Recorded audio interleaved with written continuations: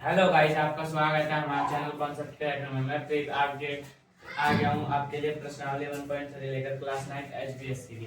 पिछले पार्ट में हमने 3 क्वेश्चन पढ़े थे, हम आगे पढ़ते हैं, हम वहीं से कंटिन्यू करते हैं। चौथा क्वेश्चन है 0.999, मतलब कितने 9 लगा लो, क्या फायदा, उससे अच्छा बार लगा लो, एक बार खत्म। अब इसको पी क्यू के रूप में व्यक्त करो। पी क्यू के रूप में व्यक्त करना कितना आसान है। एक्स स्क्वायर मानो 0.9, 10x स्क्वायर मानो 10x स्क्वायर मानो 9, ठीक है। अब दूसरे में से पहले को घटा दो, 10x माइनस एक्स स्क्वायर, इसके पीछे एक 9 ले लो, कितना भी 9 ले सकते हो, वो आपकी मर्जी है, ठीक है। अब इधर 9 आएगा और इधर आएगा 9.9, ये दूसरा, ये हमारे पास पहली समीकरण थी, ये दूसरी थी, और ये हमने दूसरी संख्या इधर लिख लिया माइनस। अब यहाँ आएगा 10.9, ठीक है। 10x माइनस एक्स कितना होगा 9x, तो इसको होगा 9.9 और 10.9, 10.9 और 10.9 कट गए, यहाँ आया 9। अब x इक्वल क्या लेंगे, x इक्वल 9 यही रहेगा, और ये 9 गुना में है तो यहाँ का भाग में हो जाएगा, तो इसको काट दो, आया 1/1, तो हमारे पास आया x इक्वल 1, ठीक है। तो ये नहीं है। अब पढ़ लेते हैं प्रश्न नंबर 5। प्रश्न नंबर 5 है 1/47 के दशमलव प्रसारण में आवर्ती खंड में अधिकतम अंक कितना, प्रश्नोत्तर की पुष्टि के लिए विभाजन के लिए कीजिए। अब इसको डिवाइड करना पड़ेगा, जैसे 1 को 17 से डिवाइड करो। अब जब तक डिवाइड करो जब तक 0 ना आ जाए, जब तक डिवाइड करो जब तक 0 ना आए, 0 ना आए तो लिख दो यह एक अशांत संख्या है, इसका अंत नहीं है, ठीक है। वैसे इस संख्या में 0 नहीं आएगा, मैंने करा था जब बहुत बड़ा था, इसलिए मैं आपको सीधे बता दे रहा हूँ, आप खुद कर लेना, ठीक है। इसमें अधिकतम अंक होंगे 16, अधिकतम अंक होंगे 16, वो अधिकतम अंक आप खुद कर लेना, उनके ऊपर बार आएगा, ठीक है, उनके ऊपर बार आएगा, बार आ गया तो रिपीट होते रहेंगे। यानी इसमें क्वेश्चन में क्या पूछिए, आवर्ती खंड में, आवर्ती उनको उस क्वेश्चन में बता दे वो रिपीट होंगे, आवर्ती होएगी, तो आवर्ती खंड में 16 अंक, जैसे ये 1 2 ऐसे करके 16 लिख लेते हैं, ये 16 है मान लो, तो ये 16 वापस रिपीट होते रहेंगे, 16 ऐसे ऐसे रिपीट होते रहेंगे, तो इसमें अधिकतम अंक होंगे 16। अब पढ़ लेते हैं प्रश्न 6। प्रश्न 6 काम का नहीं है, आपके सर भी नहीं कराएंगे इसको। प्रश्न 7 पढ़ लेते हैं। ऐसी 3 संख्याओं के उदाहरण दीजिए जिनका दशमलव प्रसार अशांत अनावर्ती हो।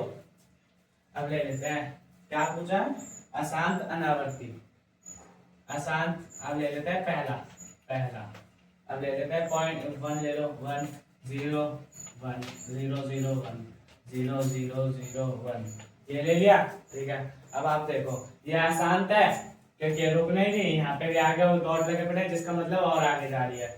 और आवर्ती अनवसानी, क्या पूछो, अनावर्ती हो, अनावर्ती हो नहीं रही क्योंकि यहाँ रिपीट तो हो नहीं रहे, तो हमारा पहला हो गया। दूसरा होगा हमारे पास, कोई सा भी लिख लो आप अपनी मर्जी से, मैं भी लिख लेता हूँ, चलो जैसे 0 1 2, ठीक है, ये उसके बाद 1 2 3 1 2 3 4, ऐसा कुछ भी लिख लो। अब क्या करें, इसके आगे डॉट लगाना जरूरी है जिससे पता चले। अब ये अनवसानी और आसान संख्या है। ये हो गया हमारे प्रश्न नंबर 7 तक कंप्लीट। अब थर्ड क्वेश्चन भी है, इसमें 3 पूछे है ना, तो थर्ड क्वेश्चन ना आप कमेंट में लिख देना अगर आपको समझ आया है, तो नहीं आया तो मत लिखना, दोबारा देख लेना, आ गया तो जरूर लिख देना जिससे मुझे पता चल जाए किस किस को समझ आ रहा है। प्रश्न 8, 5/7 और 9/11 के बीच की 3 भिन्न परिमेय संख्याओं का ज्ञात कीजिए। बहुत आसान है, बीच 3 भिन्न अब पहले इनका हर करो, हर का वो मतलब इनको वो करो, एलसीएम करो। एलसीएम कितना आएगा आप बताओ, नहीं पता? 77 आएगा, करके देख लेना। इन दोनों का एलसीएम 77 आएगा, आप करके देख लेना। 77 से करोगे 11 आएगा, 11 पंजे 55 हो गया, 55 लिख लो, ठीक है, 55 लिख दिया। और अब 11 को 77 से करोगे बाहर कितना आएगा? 7। 7 ने बताओ, कौन बताएगा? नहीं पता? मैं बता देता हूँ, 63। अब ये 55 और 63 के नीचे 77 है, तो ये दोनों संख्याओं के नीचे 77 होगा, तो आप लिख सकते हो 55 बट्टे 77, 63 बट्टे 77। अब इनके बीच में कुछ भी ले लो, 56 बट्टे 77, 58 बट्टे 77, 61 बट्टे 77, कुछ भी ले लो। अब हमारे पास इस एक्सरसाइज का आखिरी क्वेश्चन है, बहुत आसान है। निम्न संख्याओं को परिमेय और अपरिमेय में वर्गीकृत करो। सबसे पहला √23 है ना, √23 इसको आप करके देख लेना। इसके लिए आपको आनी चाहिए वो गुणनखंड विधि क्या है? आप मैंने एक्सरसाइज में करा दिया, आप देख लेना, अगर नहीं आती तो आसान है। यह हमारी एक अपरिमेय संख्या है, तो लिख देना अतः यह एक अपरिमेय संख्या है। दूसरा क्या है? दूसरा है 225। आपको अगर वर्ग याद है 20 तक, तो वर्ग याद करने ही पड़ेंगे अगर आपको पढ़ना है तो। अब 225 का 15 का वर्ग देखना 225 होता है, तो ये हमारे पास आ गया 15 एक परिमेय संख्या है, तो ये एक परिमेय संख्या है √225।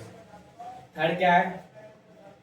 थर्ड है हमारे पास 0.3796। थर्ड क्या है? 0.3796, ठीक है। अभी ये 0.3796 है, तो आप देख लेना यह क्या है? यह एक शांत संख्या है और अनवसानी आवृत्ति होने भी शांत है। शांत को हम, जो भी शांत संख्या होती है उसको हम पी क्यू के रूप में लिख सकते हैं। जो अभी मैंने पिछले क्वेश्चन में करके दिखाया था, कौन सा क्वेश्चन था वो था 14 क्वेश्चन में करके दिखाया। तो जो भी संख्या शांत होती है उसको हम पी क्यू के रूप में लिख सकते हैं। तो ये हमारे पास परिमेय संख्या है, अतः यह हमारे पास एक परिमेय संख्या है। अब चौथा और पांचवा क्वेश्चन आप कमेंट में करोगे। इसी के साथ ये प्रश्नावली यही समाप्त होते हैं। मिलते हैं अगली प्रश्नावली में और नेक्स्ट डे। Thank you.